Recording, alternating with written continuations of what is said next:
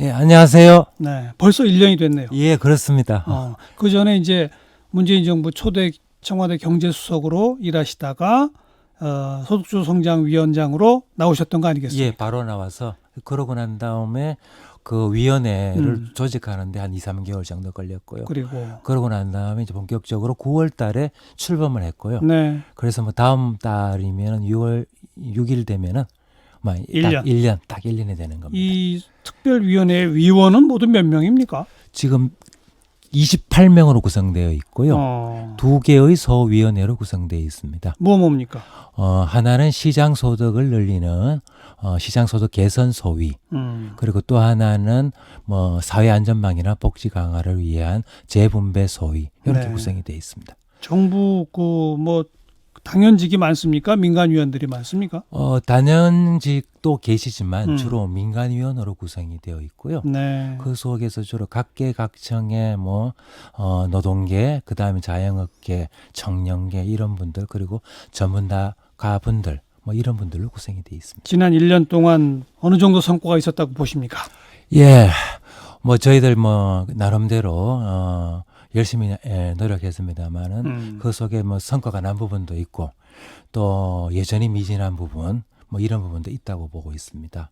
그래서 우리 시작은 했지만 네. 아직 갈 길이 멀다. 뭐 그렇게 총평을 할 수가 이 있습니다. 위원회는 뭐 그 위원들이 모여서 어떤 안건을 가지고 심의해 가지고 뭔가 결정을 내리면 그게 바로 정책으로 가는 이런 곳입니까? 아니면 자문위원회입니까? 우리 위원회는 대통령직 속에 결정이 아니라 자문이죠. 예. 그래서 저희 위원회의 그 위상을 청와대와 그리고 부처와 그리고 실질적으로 우리 국민들 예. 사이에 이 소통을 하는 일종의 가교 역할 뭐 예. 이런 식으로 자리매김한다고 그렇게 볼 수가 있을 것 같습니다. 예.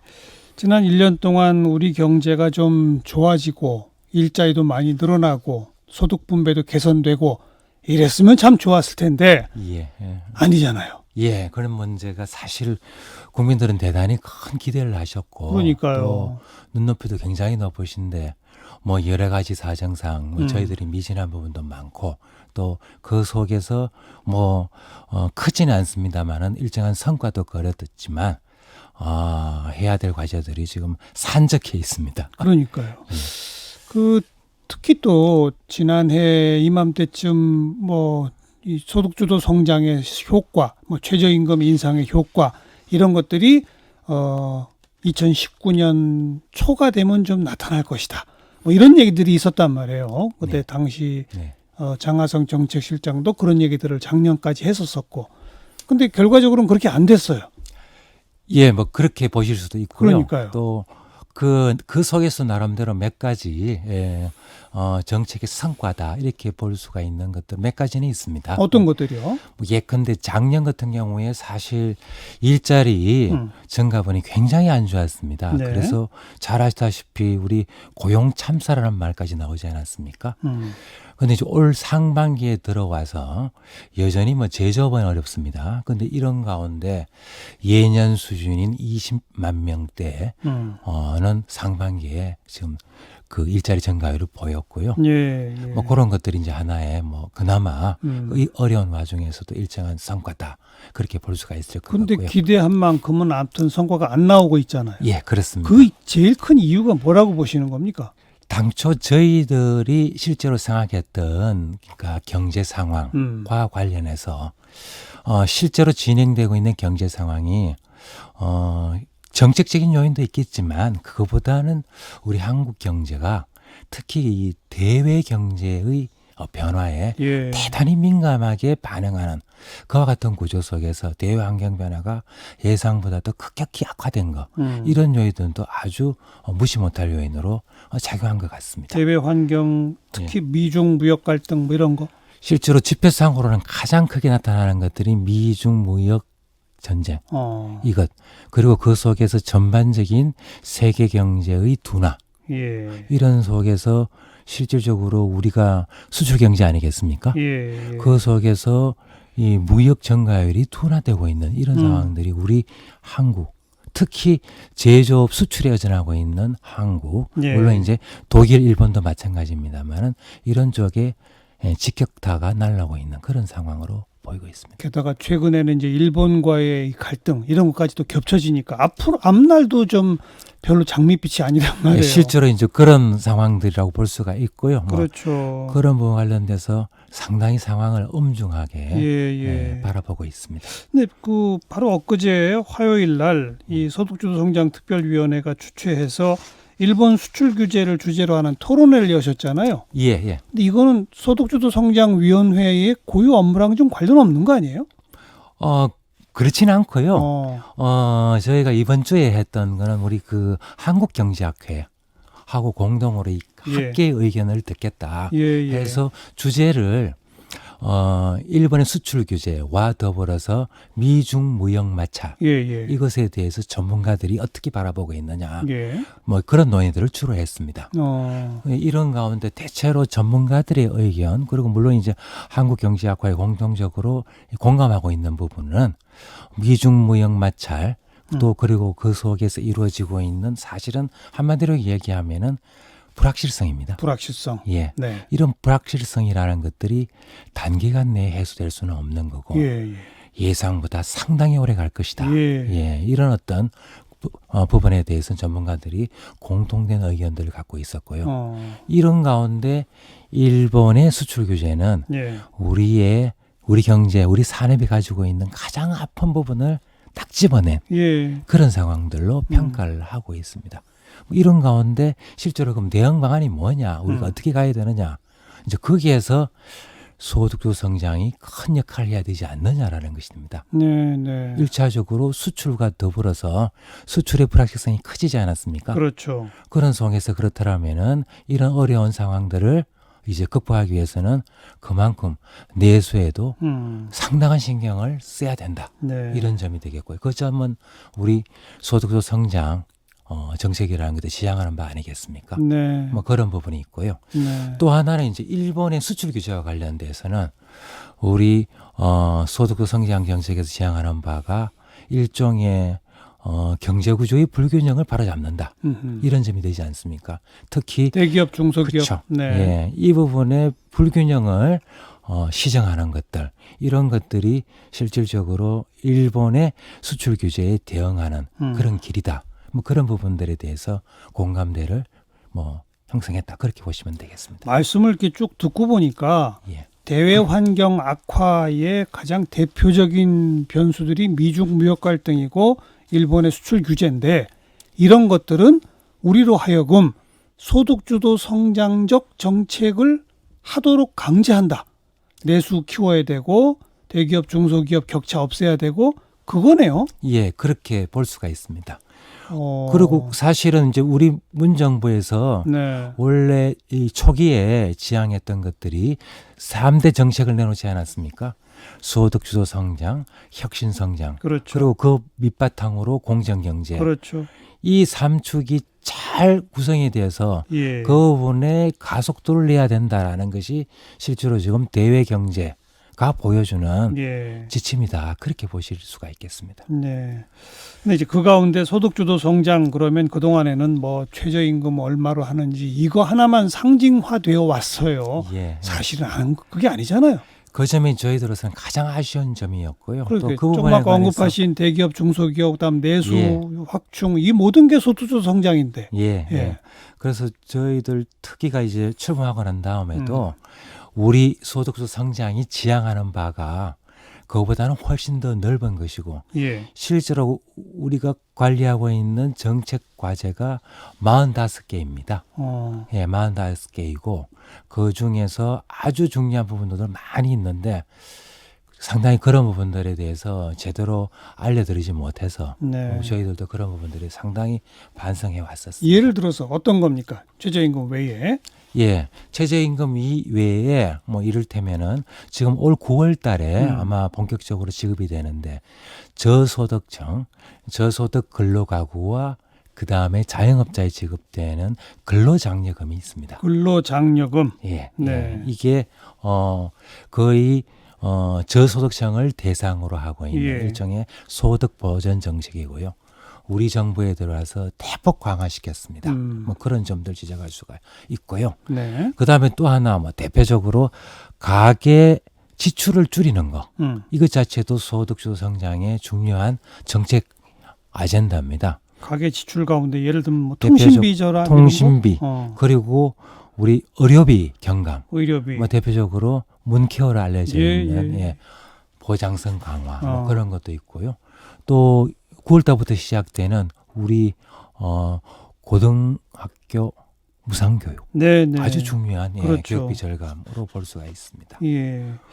그리고 마지막으로 복지 쪽으로서는 뭐 우리 작년 그리고 올해 인상한 기초연금 네. 그리고 아동수당 뭐 예. 이런 것들이 대표적으로 국민들이 체감하시기는 그런 정책들인데 뭐 이런 부분들이 이제 상당히 알려지지 않았다. 그렇죠. 최저임금뿐 아니라 예. 근로장려금 같은 지원, 예. 그다음에 뭐 기초연금, 아동수당 같은 거는 이제 직접 예. 지원해 주는 거고 네. 반대로 돈 나갈 거를 줄여주는 거, 의료비나 교육비나 뭐 통신비나 이런 것들을 줄여주는 거. 그래서 여윳돈이 생기면 그게 시장에 풀려서 내수를 키울 수 있다. 이거 아닙니까? 예, 그렇습니다. 예, 정확하게 아직 시장에 안 풀리죠, 근데. 저희- 내수가 안 살아나고 있잖아요, 아직은. 예, 그렇습니다. 예. 그러니까요. 실제로 가계 소득은 늘었는데 음, 이게 앞으로도 계속될 것인가? 네. 또 그런 부분에 대해서 우리 국민들 아직 여전히 이제 주저하고 계시는 거고 네. 또 실제로 소비가 풀려도 예. 이게 국내 소비로 가야 됩니다. 이게 해외 소비로 빠져나가게 되면은 맞아요. 우리 시장 그리고 우리 자영업 부분의 혜택을 입지 못하게 되는 부분이 되겠습니다. 예. 뭐 그런 부분들을 주목해서 지금 보고 있는 거고요. 어떻게 하면은 그러니까. 소득이 늘어나서 좀 더 활발하게 소비가 그것도 국내에서 소비될 수 있는가 뭐 그런 것들을 고민하고 있습니다. 근데 바로 그 대목에서 대한민국 경제의 다른 나라와 완전히 다른 그런 고질적 문제라고도 말할 수 있고 특징이라고도 말할 수 있는 게 자영업자의 비중이 너무 많다는 거 아닙니까? 예, 예. 우리 경제 규모에 비추어 볼 때 자영업자의 비중이 다른 어떤 나라의 한 2배 이상 이게 된단 말이에요. 네. 그러다 보니 자영업자들은 최저임금을 받는 사람이 아니라 최저임금을 줘야 되는 사람들이고 이래서 지금 문제가 복잡해진 거 아닙니까?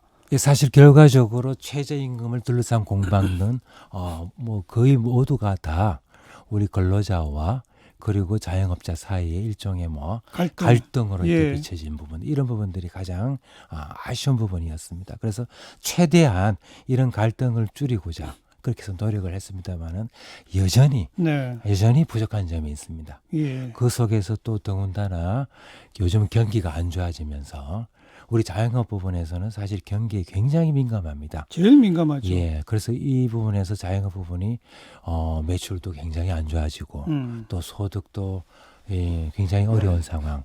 그래서 올해는 사실 그런 부분과 관련돼서 자영업 특히 어려운 영세 자영업에 대해서 어떻게 도움을 드릴 수 있을 것인가 뭐 이런 부분에 최대한 정책의 역점을 둬야 된다. 그렇게 보고 있습니다.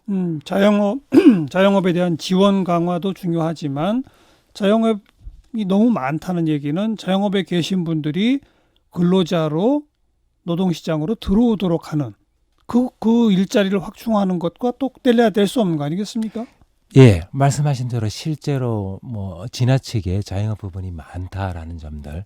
그것 때문에 또 한 문제는 뭐냐면 이분들이 나와서 만약 자영업을 관둔다라면은 어디에 취업할 것인가. 그러니까요. 그 부분이 이제 문제가 되고 있습니다. 그래서 이런 부분과 관련돼서 이 부분들이 실제로 자영업을 이제 휴폐업할 경우에 좀 더 전직을 쉽게 할 수 있도록 교육도 받으셔야 될 것 같고요. 또 교육받을 기간 동안에 나름대로 수당도 드려야 되겠고 이런 부분들이 지금 중점을 두어서 대책을 마련 중에 있습니다. 그리고 일자리. 예. 일자리 관련해서는 어떤 정책들을 지금 계획 갖고 계신가요? 그동안 추진해왔던 일자리 대책들은 실제로 관련되는 정책 중에서 청년 일자리 가장 중요했습니다. 그래서 작년에 주력으로 해서 주경 편성을 통해서 청년에 특화된 일자리 대책을 내놨고요.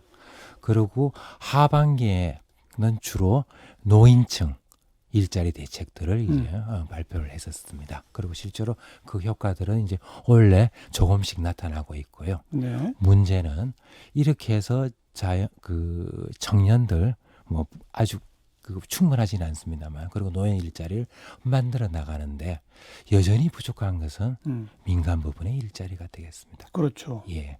그래서 민간 부분에서 어떻게 하면은 실제로 활력을 되찾고 또 나은 일자리를 만들어 나가는가 예. 이런 부분이 최대의 과제로 돼 있고 그 부분에 대해서 혁신 성장의 어젠다로서 중점적으로 지금 정부와 자금을 투입하고 네. 또 그 성과들을 내도록 노력하고 있습니다. 혁신성장, 그다음에 공정경제 파트. 네. 왜냐하면 일자리 대부분은 또 중소기업에서 그렇습니다. 나오니까. 예. 그죠? 예. 그쪽은요? 그쪽은 중소기업 부분도 실질적으로 정책의 주력을 삼고 있는 부분은 새로운 중소기업들이 계속 등장하게 되는 거, 스타트업들에 대해서 이제 지원을 하는 거, 이른바 제2 벤처붐을 만들어내겠다라는 것이 있고요. 또 하나는 기존 중소기업들을 어떻게 하면 업그레이드 시킬 것인가. 예. 그와 관련해서 집중적으로 지금 정부가 지원하고 있는 것이 스마트 팩토리라고 이야기하는 그래서 이제 실질적으로 생산성을 높여서 그만큼 품질도 높이고 그리고 일자리 질도 높이는 그런 정책에 주력을 하고 있습니다. 네. 이번에 일본의 수출 규제 그러다 보니까 이제 뭐 부품 소재 산업 얘기가 나오잖아요. 또 부품 소재 산업이야말로 일본이 가장 대표적이지만 중소기업 내지 중견기업들이 차지하고 있는 영역 아니겠습니까? 네. 우리는 지금 그쪽이 약한 거잖아요. 한마디로. 예, 그렇습니다. 예. 그쪽에 대한 이제 지원 뭐 예산 늘리겠다 이런 얘기들이 요즘 막 쏟아져 나오는데 네. 그게 결국은 우리 중소기업 지원책하고 다 연결되는 거 아니에요? 예.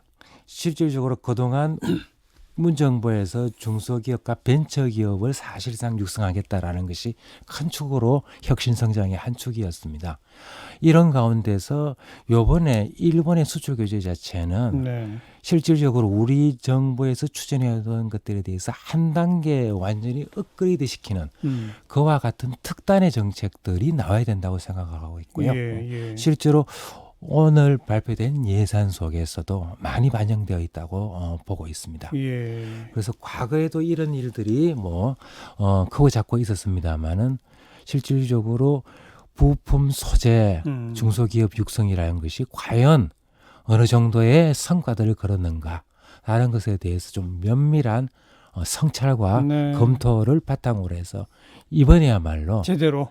예 그렇게 하지 않으면은 우리 중소기업의 미래는 없다 그런 각오로 지금 가야 될 것 같습니다. 표현이 조금 좀 어색하긴 합니다만 사실 울고 싶은데 뺨 때려준 격 아닐까 하는 생각도 들어요. 한편에서 예. 일본이 이런 참 그 막무가내식의 행동들을 한 것이 사실은 기존에 기왕에 우리가 했어야 할 정책들을 이번에 더 가속화해서 하도록 강제한 거 아니겠습니까? 어떻게 보세요, 그 대목은?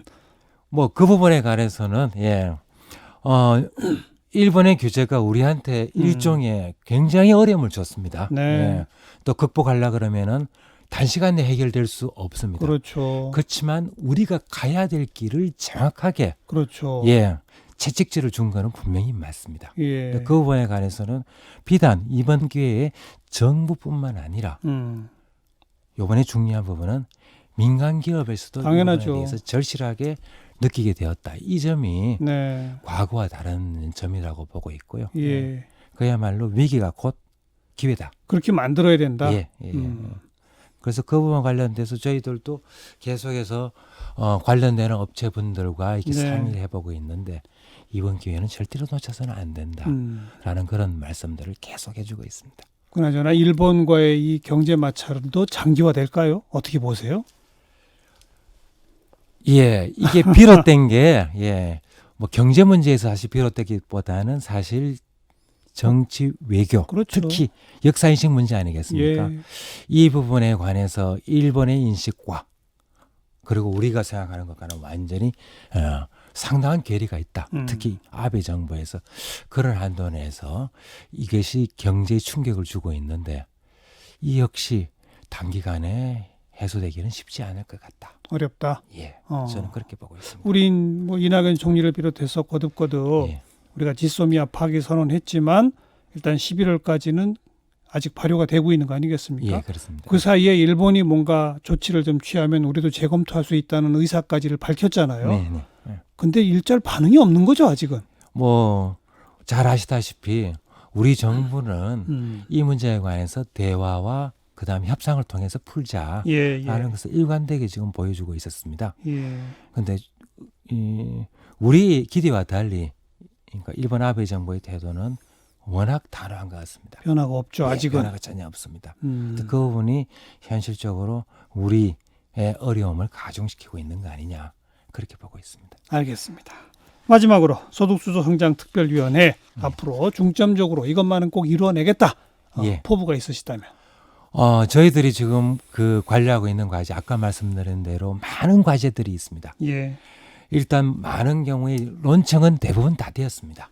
문제는 이게 실제로 국민들이 피부로 느끼고 성과로 와야죠, 성과로. 성과로 와게 만드는 것. 예. 이 부분에 최대한 역점을 두고 있습니다. 그래서 이제 구체적으로 정책을 이제 실행하고 있는 각 부서와 긴밀하게 협의해서 네. 과연 이게 국민들한테 전달되고 있느냐 그런 부분들에 대해서 중점적으로 관리하는 이런 모드로 전환할 생각이 되겠습니다. 네. 그래서 그런 것과 관련돼서 좀 더 나은 그와 같은 일종의 성과 관리 이런 부분에 역점을 두고요. 이와 아울러서 조금 더 말씀을 드린다면 하나의 과제는 우리가 그동안 해온 정책들을 좀 더 국제적으로 공신력이 있는 예. 이런 외부의 국제기구와 협력해가지고 평가를 받을 생각입니다. 지금 추진하고 있는 것은 우리와 가장 이제 유사한 포용성장 정책을 국제적으로 권고한 OECD와 협력해서 네. 우리의 정책을 다 이제 제시하고 잘된 점은 뭐고 미진한 점은 뭐냐 예. 라는 식의 일종의 공동 연구를 기관에서 하고 있는 걸 알고 있습니다. 알겠습니다. 그런 평가들을 경청해서 좀 더 국민들한테 한 걸음 더 다가가는 예. 그런 정책을 만들도록 하겠습니다.